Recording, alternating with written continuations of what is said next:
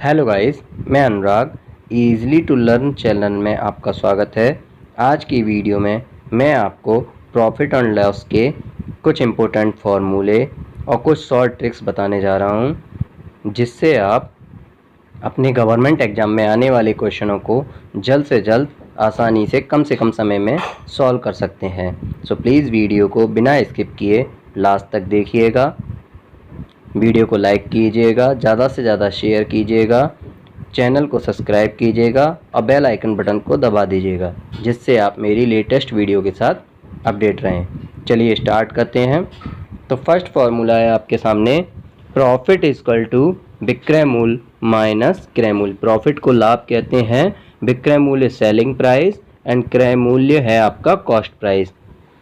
तो selling price को short में एसपी और कॉस्ट प्राइस को सीपी कहते हैं। तो प्रॉफिट इक्वल टू हो जाता है एसपी माइनस सीपी, क्योंकि विक्रय मूल्य सेलिंग प्राइस ज़्यादा होगा।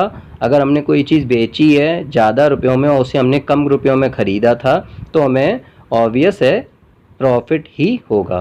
तो इसलिए प्रॉफिट इक्वल टू हो जाएगा एसपी माइनस सीपी। देखिए अब यहाँ पर सीपी जो कॉस्ट प्राइस है, इसे हिंदी में लागत मूल्य कहते हैं, और क्रय मूल्य जो होता है उसे परचेजिंग प्राइस कहते हैं। मींस वो प्राइस जिस पर कोई वस्तु खरीदी जाती है, बट हम कॉस्ट प्राइस को परचेजिंग प्राइस पे कन्वर्ट कर लेते हैं। मान लिया जाता है कि परचेजिंग प्राइस ही कॉस्ट प्राइस है। इसमें बस डिफरेंस इतना है कि कॉस्ट प्राइस एक प्रोडक्ट को बनाने में जितना मूल्य लगता है, जितना धन लगता है, उसे कहते हैं। परचेजिंग प्राइस में कॉस्ट प्राइस के साथ साथ इंक्लूडिंग टैक्स भी आ जाते हैं। ठीक है। अब यहाँ पर नेक्स्ट फार्मूला है लॉस। तो लॉस इक्वल टू, लॉस हमें कब होगा, हानि हमें कब होगी, जब हमने कोई चीज़ खरीदी ज़्यादा में हो और हम उसे बेचें कम रुपयों में, तब हमें लॉस होगा। तो लॉस इक्वल टू हो जाता है सीपी माइनस एसपी। तो यहाँ पर क्रय मूल्य कॉस्ट प्राइस ज़्यादा होगी, सेलिंग प्राइस कम होगा। अच्छा, परसेंटेज प्रॉफिट का क्या फार्मूला होगा, प्रतिशत लाभ का। तो प्रॉफिट जो हमारा ऊपर निकल के आया फर्स्ट फार्मूले से, इंटू 100 अपॉन सीपी। चाहे आपको प्रॉफिट हो या लॉस हो, जब भी अगर हम परसेंटेज प्रॉफिट और परसेंटेज लॉस निकालेंगे तो ऑलवेज हम सीपी के अकॉर्डिंग ही निकालेंगे, कॉस्ट प्राइस के अकॉर्डिंग। तो परसेंटेज प्रॉफिट इक्वल टू हो गया प्रॉफिट इंटू 100 अपॉन सीपी, और परसेंटेज लॉस हो गया loss into 100 upon CP. Same है, बस प्रॉफिट परसेंटेज प्रॉफिट में प्रॉफिट आ जाएगा, परसेंटेज लॉस में लॉस आ जाएगा। चलिए नेक्स्ट देखते हैं।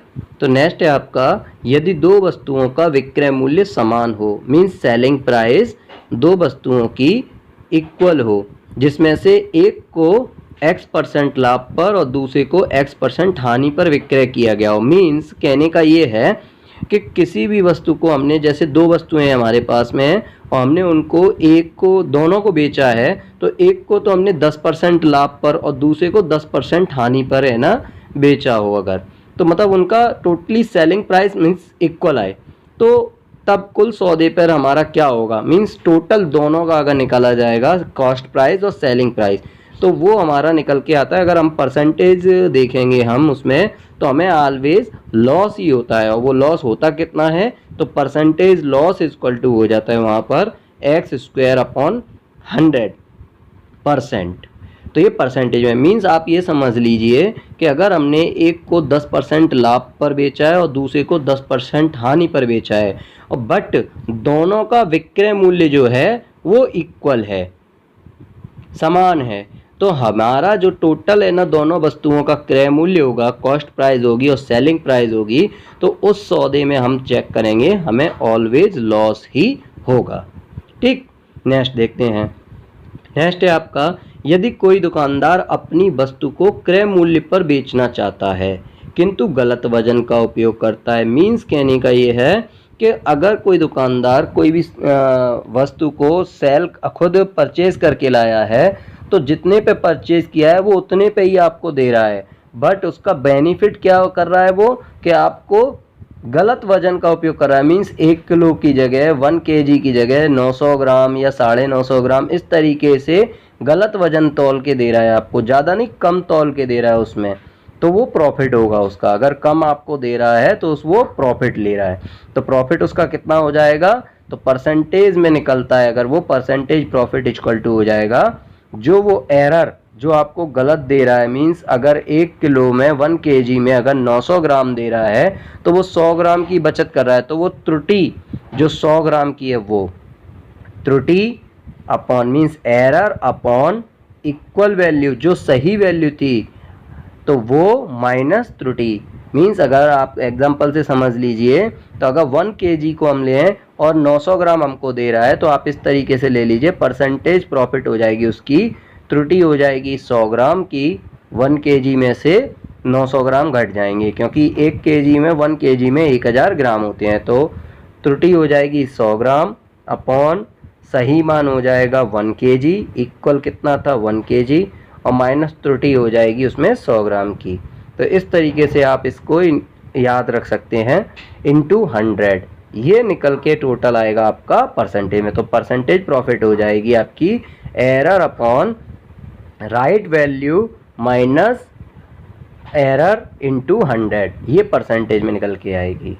ठीक है, नेक्स्ट देखते हैं, यदि 2 बट्टे का मतलब होता है छूट, जो आपको छूट दी जा रही है, 2 छूट आपको क्रम से जो है वो x% किसी भी वस्तु पे पहले x% की है, उसके बाद y% की है। 2 अलग अलग छूटें हैं, पर एक अप्लाई होगी, उसके बाद दूसरी अप्लाई होगी, तो इनका समतुल्य बट्टा मीन्स ओवरऑल छूट हमें कितने की मिल रही है, तो वो अगर हम काउंट करेंगे तो हम इस शॉर्ट फॉर्मूले से कर सकते हैं, x plus Y into X Y upon 100%। Overall हमें छूट इतने परसेंट की मिल रही है, मीन्स अगर 100 रुपये पर हमें पहले 10% की छूट मिल रही है और फिर जितना आता है उस पर 20% की छूट मिल रही हो, तो ओवरऑल अगर हमें निकालना है तो इस तरीके से हम ओवरऑल 100 रुपये पर हमें कितने रुपए की छूट मिली, इस फॉर्मूले से हम काउंट कर सकते हैं, x plus Y minus X Y upon 100%।